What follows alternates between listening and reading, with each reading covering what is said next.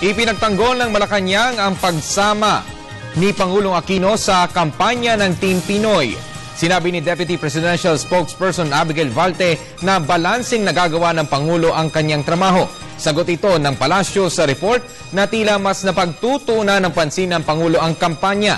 Ito'y sa halip na pagtugon umano sa mahalagang usapin ng bansa. Nauna nang sinabi ng palasyo na sasamahan ng governance ang bawat biyahe ng Pangulo kasama ang Team Pinoy. First off, that's not true. Pangalawa lang po dito, as Chief Executive, the President has to balance many interests and has to multitask on a daily basis given na marami po yung kailangang pagtuunan ng pansin sa maliit na pagkakataon dun sa in a very short span of time, and the President is doing his best to address all of the concerns that land on his table.